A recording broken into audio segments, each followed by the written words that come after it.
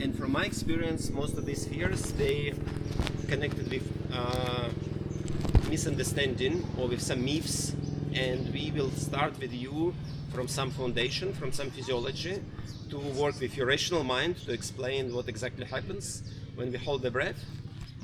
And then we will do some practice here on the dry land, and then we will go in the water and we will practice in the water as well.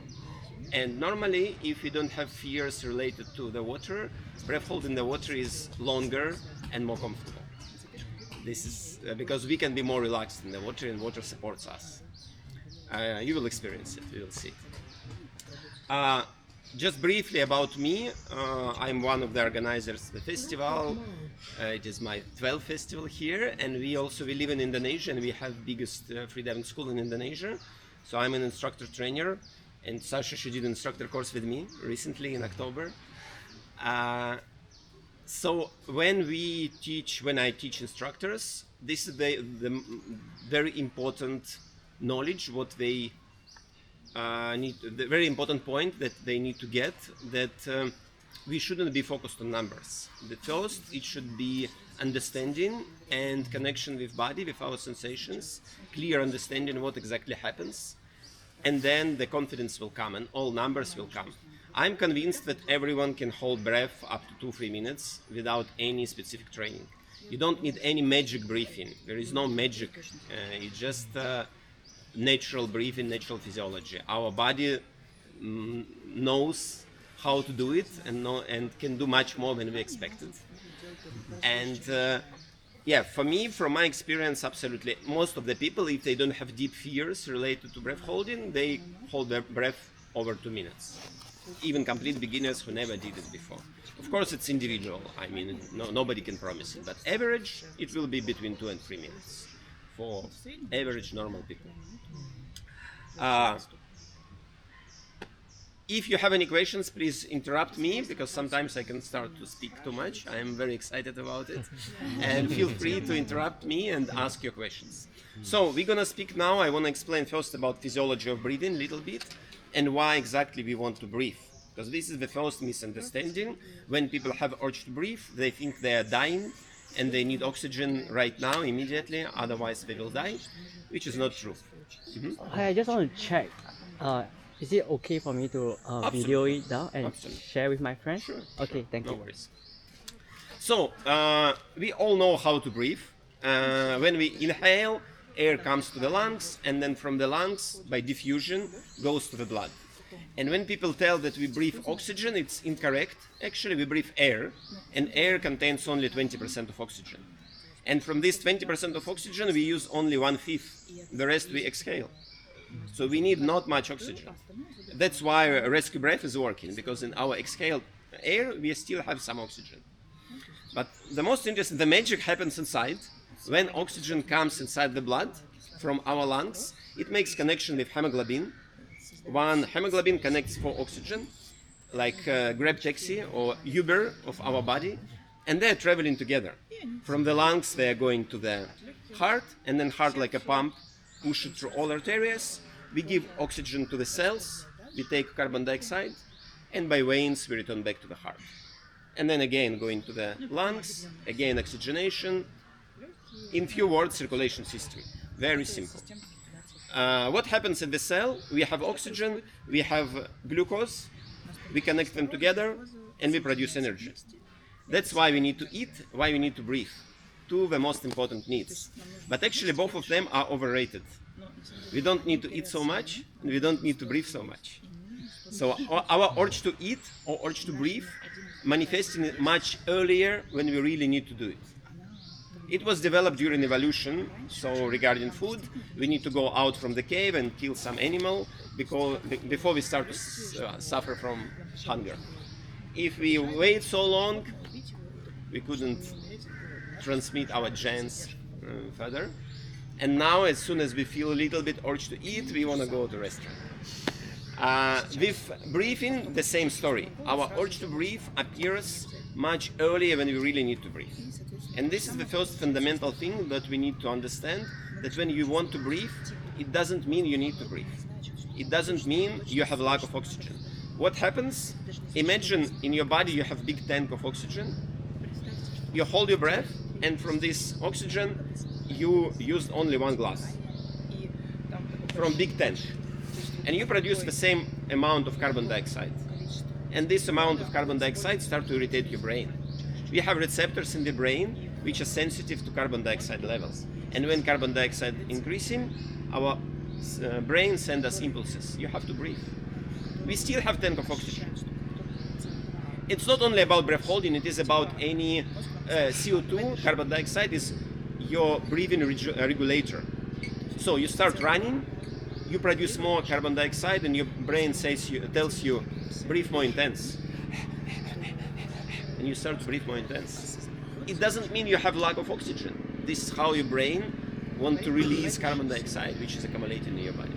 So we really need carbon dioxide. It is a waste product, but at the same time, this is the main trigger for us to understand when we need to breathe. We have triggers, we have receptors for oxygen as well, but they will be involved much, much later. First, we always reacting on carbon dioxide. And this is what, like the first step, which we need to write somewhere in the head. I have enough oxygen. We all have enough oxygen, and we can hold breath for a long time.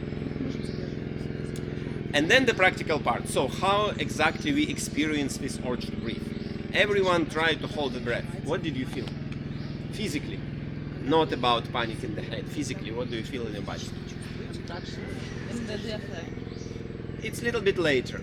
Something earlier. Pressure in the lungs. Some pressure and discomfort here in the chest. What else? Urge to swallow. Anyone have it? Like you want to swallow. And then can be kind of pressure in the head, when you have discomfort and pressure in the head. And most of people, they stop breath holding in this phase. They don't want to go further. So we can divide actually our breath holding on few steps, few phases. First phase will be comfort phase. When you're just laying, relaxing, everything is good, you're happy. And everyone wants to stay in this phase as long as possible, of course. How long you're gonna stay in this phase will depend on 2 factors. First one is how relaxed you are, or how slow you use your oxygen. Of course, if you're moving, you use much faster oxygen. If you have tension, you use oxygen much faster. It means you produce carbon dioxide much faster. It means your urge to breathe will appear earlier. And the second criteria will be your carbon dioxide tolerance, CO2 tolerance. How much this CO2 you can accumulate in your body before you have this urge to breathe. Some people, they accumulate a little bit and they already want to breathe. Some people accumulate much more and they are still okay. And this is something which we can train.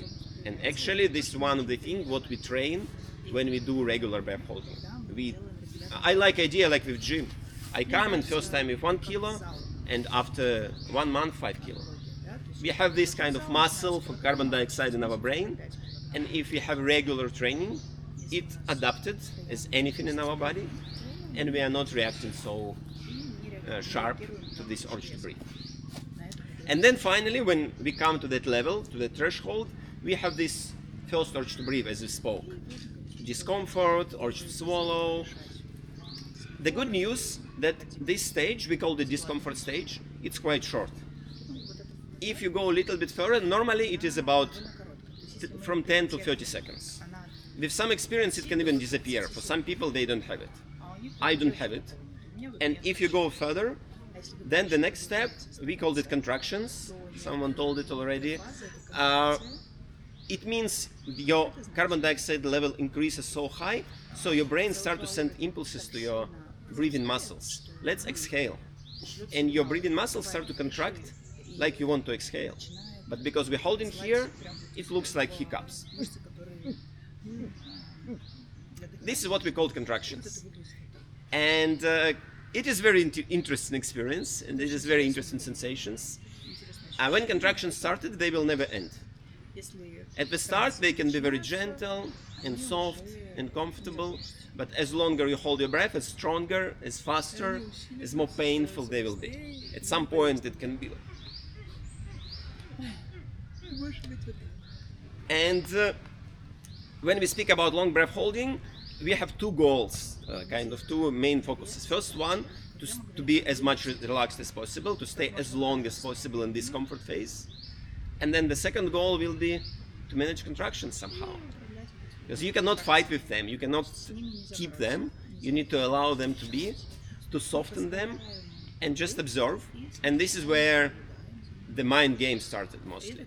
Because this is where you have to deal with your contractions, with your own abilities, with your thoughts, with small monkey in the head, which is, what are you doing? You're dying here. And this is the most, for me, it is the most interesting part. How are you dealing with contractions? How are you dealing with this urge to breathe? And what words you will find for yourself to stay longer? What kind of motivation you will find for yourself to stay longer? For me, this is the most interesting part of static. When we do it, when we swim in the ocean, we don't swim with contractions. When you have contractions, it's sign for you, okay, let's go back, you're done. But in static, with proper safety, you can play with it. And my suggestion today will be to at least stay until contractions, or ideally to be with them a little bit, to manage them and to find them and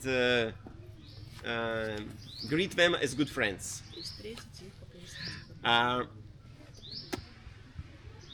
There is a fourth stage, actually, when you understand, at some point you will understand, okay, I don't want to do it anymore, it's too painful, too much suffering, and you come and you start to breathe. And in static, from my experience, always, when people come after breath hold, the first thought will be, fuck, I gave up too early, I could do more. And this is very good. This is very good approach when you come in with this understanding, I can do more. This is also the secret of long, successful progress. When you're not pushing too much, when you're like, I'm dying, so you always have this room for improvement. And my suggestion also for you will be to do not push too much. I like the word comfortable maximum. My suggestion for you today to find your comfortable maximum, that maximum which will give you idea, I want to practice more, I can do more, and I want to experience it again. Instead of pushing too much and then maybe get some beautiful numbers, take photo for your Instagram, and then hate static and never do it again. This is not the goal. But it can be another story for some people. If they push too much, then instead of 4 steps breath, it can be 4 steps blackout. Blackout means loss of consciousness. For beginners, it's very hard, let's say, to reach this level. But for competitors, for example, for them, the main goal is to come right before blackout. Because they can hold contractions, they can manage it until they lose consciousness. What means blackout? This is safety mechanism for our body. Our brain is the main consumer of oxygen. It never stays without oxygen. But as I told, like 3-4 minutes, it's available for absolutely everyone, I am convinced. But if we hold longer, if we go beyond our limits, at some point the level of oxygen in the blood decreasing to some threshold. And if this level is not enough for the brain to work properly, brain switch off entire body. It is like safety mechanism for brain to save all oxygen for itself. Our brain is very greedy. It doesn't care about entire body, it cares only about itself. And if it understood like I'm in danger, I switch off everything. I need everything for myself. And we have two cases, 2 scenarios. If I'm so strong and I can do it here on the dry land until blackout, I'm not. I tried, honestly. I love myself too much. As soon as I pass out, I will start to breathe. Because breathing is automatic process. If we lose control, breathing is starting. So on the dry land, you can do whatever you want. You can experiment in as much as you want. Even in worst case, you will pass out, you will start to breathe. In the water, it's different. That's why we have a rule, never free dive alone. As free dive, we mean any breath holding in the water. Any breath holding in the water should be done with competent body. And this is what we learned today as well, how to be competent body, how to provide safety to the body. So when we're going to be in the water, one of you will be diver, holding the breath, and the second one will be safety. And we will speak about protocol, about communication, the science, what's the problem, how to, we can even, if you have time, we can even do some rescue. practice with you. Потом можешь даже А, попрактиковать спасение на воде. So in the water, if someone will pass out, it's not the same as drowning. Потерять сознание. If we lose consciousness in the water, we have very good reflex called laryngospasm. У нас Larynx есть is такой here, прекрасный рефлекс, so our larynx ларингоспазм. contracts, То есть наши, and water doesn't go to the то lungs. есть If we рефлекторно take person from the water, wake him or her up, breathe, all good, вода не breathe. идет в легкие. Person will wake up and tell, oh, what happens? И да, если вот вы вытащили The key point is fast. If person spend longer time underwater, after a while this laryngospasm will be relaxed, and they will inhale water. And it will be drowning, classical drowning, and it's much harder to rescue person if there is a water in the lungs. So in free diving, all the rescue, the key point is to do it as fast as possible. As soon as we see any signs, we need to rescue people and wake them up on the surface. And usually they're not aware even what happens. They're safe, all good, there is no water in the lungs. In recreational freediving, let's say blackout is very, very rare case. I never had it. I love myself too much. I need my brain. It's valuable organ. On competitions is different again because people they are going beyond the limits. And in the pool or in open water when they dive deep, there is always big team of rescuers, safety team, who are ready to protect, who are ready to bring people up, to wake them up. And in competitions, blackout is quite often case, but during all the competition history, it was no any fatal case related to blackout. So after all blackouts, even very deep blackouts, people always were rescued, and everything is okay. It was other cases, but not related to blackout. Just for you to not be too much scared about it, this is the main danger, but to do it, to get to that state, one moment you need to push a lot, like you need to do crazy, strong or long breath hold, and you don't need to do a lot of mistakes about your preparation, about your breathing, how you prepare for the dive. And if we breathe properly before dive and after the dive, if you don't push the limits, then we are always safe. Clear with this part? Any questions? Question, Yep. Because you said we have enough oxygen, but to have too much CO2, is it a toxin at some point to maintain it inside? At some point, when it is really, really high, it can be dangerous.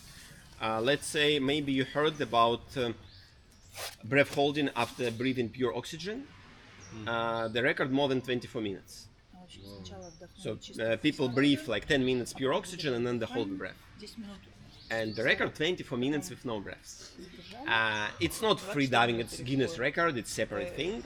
And in their case, one of the biggest danger will be hypercapnic blackout. So they can get blackout from too much carbon dioxide. But it is 24 minutes breath holding. In normal cases, it's absolutely not dangerous. Even more, carbon dioxide is very important for us, and it's very good. In yoga, for example, all pranayamas, most of the pranayamas, the idea is to extend the exhalation, to do less breaths. And the main goal is to accumulate more carbon dioxide. Because when we accumulate more carbon dioxide, it affects a lot of processes, physiological processes in the body. One of the processes, it's called Bohr effect. Actually, that oxygen which you have in the blood, it is not completely accessible by the cells. So when they make connection, oxygen and hemoglobin, they are connected. This connection can be quite strong. So we have oxygen, it is circulating, but we are not releasing it to the cell. Our storage is full, but we are not open the doors. And what happens when we hold the breath and carbon dioxide level increasing, this connection become destroyed much easier. And actually to oxygenate our cells, to oxygenate our body, we don't need to breathe more intense. We are full of oxygen. We need to hold the breath. And by this, oxygen which we have already in the blood will be transferred to the tissues, to the cells. This is one of the, it's not very intuitive part, because we think that we need to breathe more intense if we want to get more oxygen. But actually, we are full of oxygen. If you put, there is a device called pulse oximeter. You put it on your finger, and you check with. There is ultra-red sensor, which checks the color of your blood, and it shows that we are fully oxygenated. Our oxygenation normally 98-99%. So there is no way, there is no magic breathing to put more oxygen to the body. We are full of oxygen and we don't need any magic breathing. So this is also my concern to a lot of breathing practices when some, let's say, not well educated breathing. I'm fan of Wim Hof breathing, for example. It's good, it's not related to free diving, but on the dry land it's good. Quite often people have lack of knowledge and they can often tell, now we can breathe a lot, intense breathing, and you will feel some changed state of mind, and it's because of too much oxygen in the blood, which is bullshit. It is actually lack of oxygen, because another effect related to carbon dioxide, when we breathe too intense, we release carbon dioxide, and one moment this connection becomes stronger, and the other capillaries in the brain, they constrict. And if you ever try to do any hyperventilation practices, you definitely feel dizziness. And it's not because of too much oxygen, it's because of your brain suffering from lack of oxygen. Because the capillaries in the brain constrict and the blood flow to the brain decreases. And your bodies give you sign. Something wrong. My brain says to you, I don't have enough oxygen. But at the same time, you're sitting in... And this is very counterintuitive. But this is what actually happens when we hyperventilate, and this is why we never hyperventilate in freediving. We don't need it. We don't need any intensive breathing. Our body is very smart, and that way how we breathe, it is already the best way what we have. We don't need to change anything. And can I ask? Yeah. And can you say in Russian, please, what happens with our breath? Because I practice Wim Hof.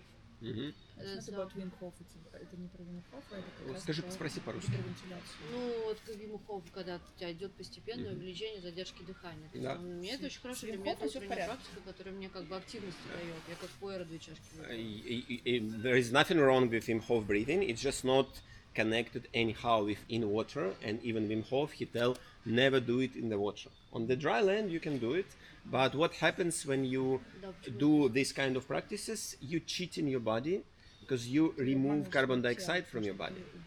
That's why your urge to breathe come much later when it should come. And that's why it can be dangerous in the water, because you can easily push more and you can push until blackout. So hyperventilation or improper breathing before breath holding, this is one of the main reason of blackouts. That's why the next step we're gonna practice with you how we breathe properly before the breath hold. Why is... Почему меньше CO2? Потому что ты интенсивно дышишь и ты вымываешь из организма углекислый газ. То есть за счет отсутствия углекислого газа... А тебе нужен углекислый газ, ты любишь углекислый газ. Углекислый газ это твой триггер, который тебе говорит, когда дышать. Без углекислого газа ты не понимаешь, когда дышать. И когда ты слишком интенсивно дышишь, во-первых, когда ты кружится голова, это у тебя сжимаются капилляры в мозге, и у тебя меньше кровоток в мозг идет. И поэтому у тебя все вот эти ощущения не потому, что слишком много кислорода, а потому что мозг страдает от недостатка кислорода. От недостатка? То есть он не успевает усвоиться, что ли? Нет, просто так физиологически работает тело, что уровень углекислого газа влияет на очень многие моменты. На силу связи между гемоглобином и кислородом, на капилляры в мозге. Когда мы дыхание задерживаем, например... So when we hold the breath, the capillaries in the brain, the opposite, they expand, and we have more blood flow to the brain. And it works very well in your practical life. Sometimes if you feel that you're sleepy and don't have enough energy, try to hold your breath. Couple of times for a minute, for 2 minutes, whatever, and you will feel, you will awake. Do you hold on the in-breath or the out-breath? Of course, long breath hold will be better because you can, full lungs will be better because it's longer. Yeah. With empty lungs, you cannot hold so long, and you cannot accumulate so much carbon dioxide. Okay. But the point here to accumulate more carbon dioxide, and it will increase the blood flow to the brain because the capillaries become bigger. So more blood coming here. Again, our body knows how to hold the breath, and all this mechanism, all these changes in the body to help us to hold the breath longer. So we have this adaptation mechanism inside us. When we hold the breath, when we accumulate more carbon dioxide, body understand, okay, I'm holding, I need to change something. Expand here, more blood to the brain and to the inner organs, slow heart rate, oxygen from the blood easier going to the cells. So body very fast get into that mode, dolphin mode. I call it dolphin mode. We become dolphins, and it's called mammalian dive reflex. And we all have these reflexes. There are a set of reflexes which happens with us when we hold the breath and when we dive. For me, it is very encouraging information. It means my body and dolphin's body or whale's body, they're similar. They just spend their millions years more, and they're more adapted. But still, we have the same mechanisms as dolphins. And as we dive more, these mechanisms start to work stronger. Some top athletes, top free divers, they can slow down their heart rate even without diving down. Just with visualization, they can slow their heart rate up to 30 beats per minute. What is the average rate per minute? Like Between 60 and 80. My lowest was 25. Oh, really? Yeah. I managed to do it on the land. On the land. The lowest registered during the dive from sensor from one of the freedivers was 5. 5 beats per minute. And person come up and everything is good. Dolphins, for example, on the surface they have 180 when they breathe. At the depth, about 20-25. Always. It's natural for them. I think I have a question. Because for me, right, my resting heart rate is on the higher side, so it's about 90 to 100, even though I'm not doing any rigorous activity. So like maybe for people like me who has a higher resting heart rate, does that kind of affect how my breath hold in water? It will affect definitely. If we have higher heart rate, our breath hold will be shorter, just because the heart itself uses oxygen. It's second consumer after the brain. And also, if heart rate decreases, then all the blood flow decreases. But it doesn't mean that in the water it will be the same high. We can check it, and quite often we didn't have time, I didn't prepare, but we can do experiment. Actually, we did it before here. You can use a plate with cold water, and you hold your breath and you put your face in the cold water. And because we have receptors here, plus we hold the breath, this is the easy way to switch on our dive reflex. And we did it here several times, and even your heart rate is 90, 100, in 30 seconds it drops down to 50, 60 for everyone. 60 at least. It can be even like a couple of times we had here 30. In a minute. It was 90, 30 seconds, 30 for everyone. Again, it's about our body adaptation. If you and for you it will be just kind of this big change. If my heart rate resting heart rate 55 already, then for me it may be won't be so big change. For you it will be very obvious change. It's even better. I'm jealous you because you can feel it much better than other people who has already low heart rate. In your case it will be more sensible. And that's why cold water swimming is so good for you, is it? Because it depends. heart If you slows. get cold, if your body get cold, then you will burn much more oxygen. So the facial immersion, yes, it works, but at the same time you need to be comfortable, because as soon as we get in cold, forget about breath hold. Your breath hold will be. when I go, I'm from Ireland, and when I go in the sea, because we all kind of sea swim, I find some people go in really quick, but I have to take my time because I feel my heart and I have to wait for it to kind of calm, and then I can stay in for longer. But if I go in straight away, I'm like, oh my gosh, I could have a heart Because you have attack. this shock.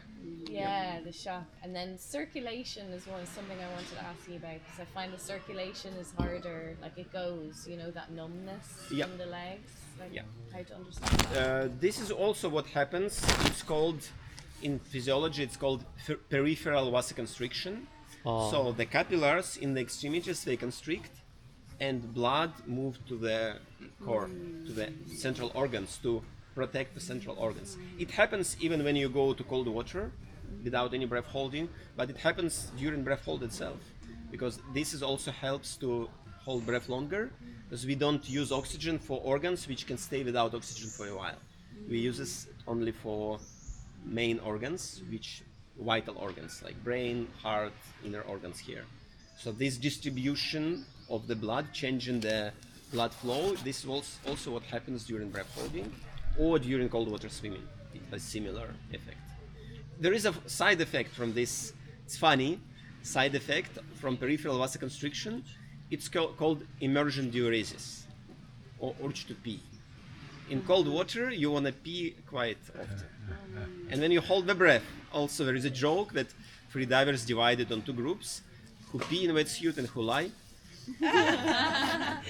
And this is not natural, it is side effect of this vasoconstriction, because when blood comes from extremities to the core, our heart little bit overexpanding by blood.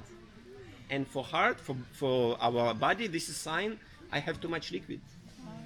And our body release this excess liquid.